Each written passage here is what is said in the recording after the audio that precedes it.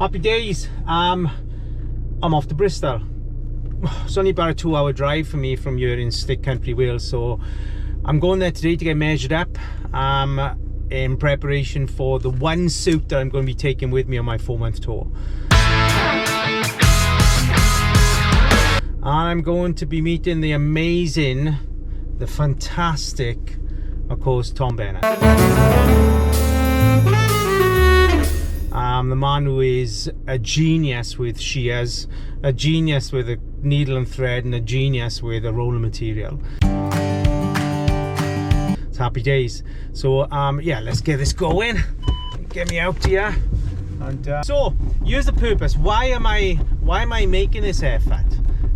You know, just for a suit. Well, I'm gonna say the suits have somewhat lost their fashion.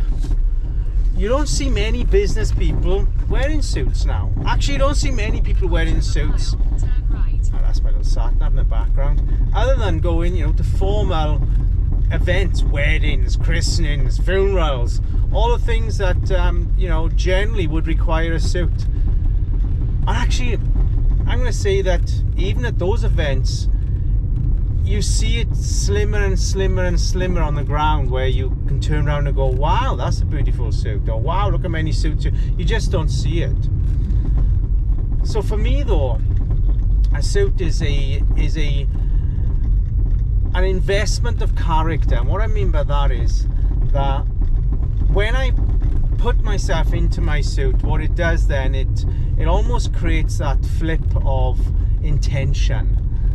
You know, you go to the swimming baths and you'll wear a swimming costume.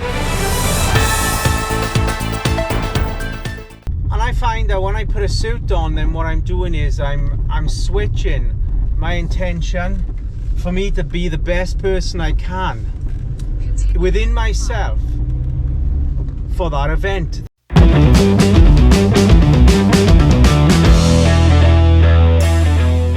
That doesn't mean that the suit is creating the persona, is creating the character. It just puts that switch in me. I got a tractor coming here head on, just bear with me. It just switches the purpose of me being where I am, what I'm doing, and who I'm working with. And even with the interviews and things, you know, get these back down. With the interviews and things, they just do. So that is my purpose for the suit. Just like, do you need a suit? No! You know, but I just like to bring that shape into my life. Think about that.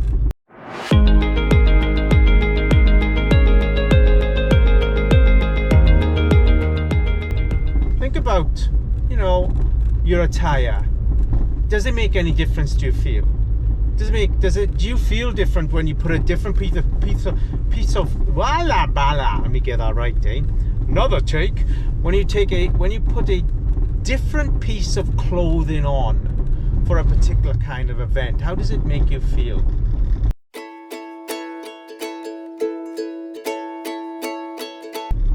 Do you need it? Does it create a change, a different shape to how it is you present yourself? I think it's important. It is important. But think about your wardrobe. Think about the attire you have hanging in your closet. How useful is it? How purposeful is it? Do you utilize yourself and your attire to its best potential?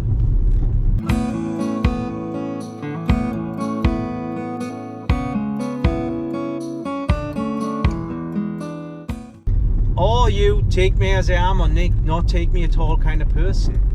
I'm going to say I'm that. I'm definitely a take me as I am person, or not take me at all. But also who I am, what I am, the person I am. I do enjoy being a type of person that does have a differentiate to others. Why not? We all have a unique fingerprint. We all have a unique biological, emotional, mental, spiritual fingerprint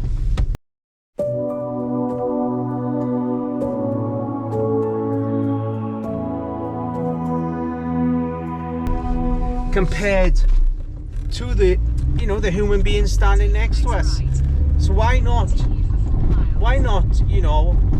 really enhance every micromillimeter of that fingerprint that you carry as yourself, as your being, to be remembered, to be presented to your public audience. And that public audience is not just those that shape your business, that shape your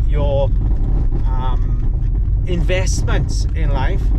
My children are my audience, my wife is my audience, my ducks, my dogs, they're all my audience, and they're all people, individual souls that are influenced by how I trade myself, my spirituality, my existence into my life.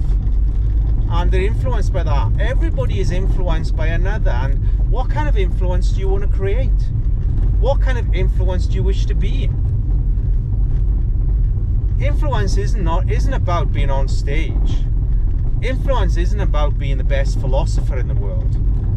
The most strongest emotional influences in life have come from the people that have said very little, but their presence has had the greatest of shaping for others, for them to be the best they can be.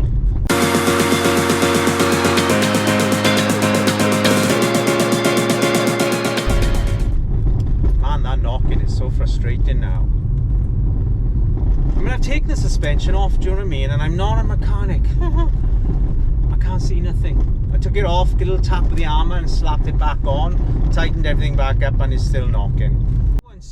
I once watched a little documentary. What was her name? I should remember these things, do you know what I mean? She's a singer, man. It'll come.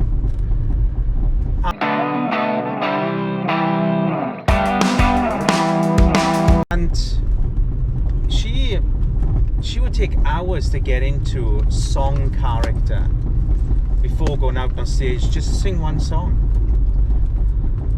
And it's that emotional effort, I feel, is hugely important to giving every emotional molecule, millimeter that you are as a being, to present to others their opportunity for them to be the best they can be in life. So here's what I have noticed since I've started filming again, and looking back at the footage, all of a sudden you start seeing these little flaws in yourself that you kind of didn't see or didn't notice about yourself. And I was like, really not happy about the colour of my teeth. I'm like, when did my teeth go from being white to magnolia? I noticed on the last video I did there was like this shade, and it's made me really conscious. And I think, first of all, I noticed the double chin, then I noticed that my teeth weren't as white as what I thought. I'm like, what? When did that happen? And then Deb says to me, white teeth make you look younger. She doesn't like that voice, by the way. But yeah, but does it? So then I'm looking online thinking, teeth whitening, how much? How much to take away the stains? Well, anyway, I found this little pack for about 30 quid. And it's got a little contraption that you put in your mouth with a light on and a load of whitening fluids. So here we go. I'm going to try whitening my teeth.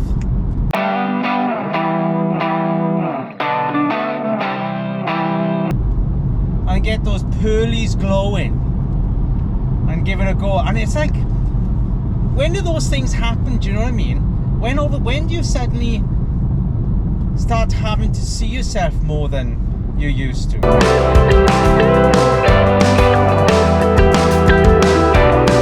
I mean, they reckon that when you get older, you stop seeing yourself. You don't have to, but I'm I'm seeing it as the opposite, do you know what I mean? Yeah. I think it was the whole COVID thing when we worked from home. You know, we suddenly sit in front of our Zoom and you can put your filters on, you can adjust your blemishes, and you can lighten this and darken that. It's like, how many of us are actually real people?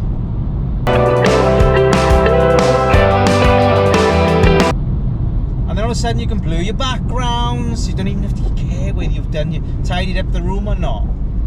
And you can only see that person from what? Above the waist up. How many people are zooming in their pajamas? Yeah. And what happens then? What are we telling our day? I'm kind of in bed but not in bed. I'm ready for my day but not quite ready for my day because I'm half dressed. I see so many people, or hear so many people say, you know, I love working from home. I'm in my joggers all day. Yeah, that's why I put 2 inches on my waist.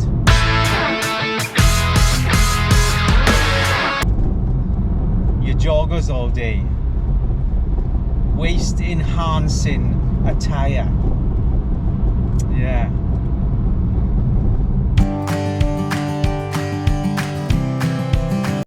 What cause and effect has COVID, working from home, brought to your pride, day presentation, day preparation, in getting yourself attired, ready from head to foot and foot to head for your day ahead?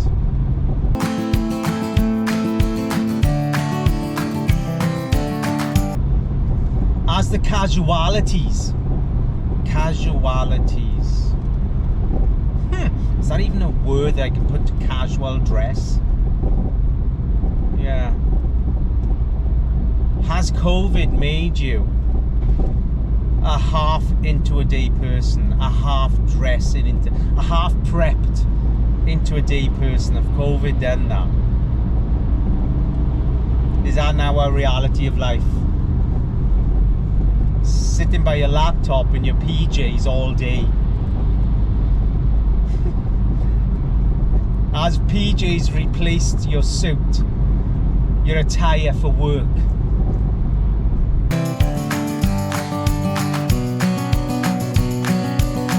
Isn't it crazy? Just a thought. Here's the thing is, for some reason, when I turned 50, my bladder shrunk by 50 centimeters. And I found myself weighing more now than ever in my life. Constantly taking potty breaks when I'm out on a road trip.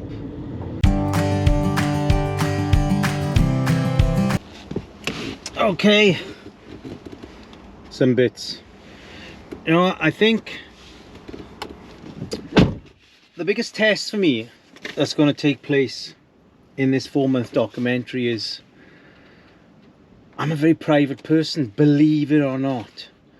I'm someone that finds it hard to share every aspect of myself in that personal way.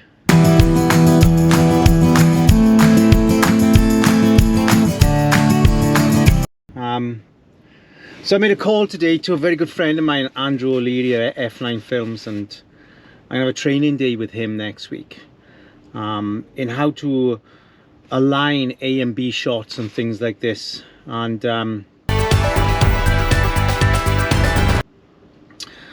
also he's going to lend me some kit. So I'm really excited about that. In getting to know how to get the right angle so I can bring the most highlighting, quality and exposing footage to yourselves on this 4-month tour. Yeah, happy days. Looking forward to that. Back on the road, and we're only about 20 minutes away from Tom Bennett. To have the opportunity to have this one-of-a-kind you know, one of a kind suit that is authentic, is authentic, and to me is a demonstration of my personality, a signage of who I am, a signature of who I am. Happy days. It looks like this turning. I'm here. A couple of hours, easy journey, at the location of the amazing Tom Bennett tailor. Is on the left. Yeah, thank you, girl. The tailor that dresses all the exceptional people in life, and I've been invited into his circle. Boom! Beautiful. So there it is, my first fitting, done and dusted with a Mr. Amazing Tom Bennett. One of the most elite, I'm gonna say, fine suit tailors in this country. Happy days. You know what did I get from that? Didn't realize I had so many umps and bumps in the wrong places. Wasn't aware that my waist size was that big. Carbs are done. Just phoned my Deb and said, listen, no more Guinnesses and don't buy any bread in our food shop this week. I just gotta reduce, man. I just gotta reduce. This is exciting stuff, and this is for me, it's a big part, it's a big signature part of what this tour is gonna be. Because every time I pull out that Tom Bennett suit, it's going to be because we're going into a deep dive interview. Those deep dive interviews are going to bring to us the pulse of where British UK business is. Happy days. So I need to get home, get myself settled, and I will be picking up you guys in a couple of days. See you soon. Remember, no like, subscribe, and do all those beautiful things that keep us connected.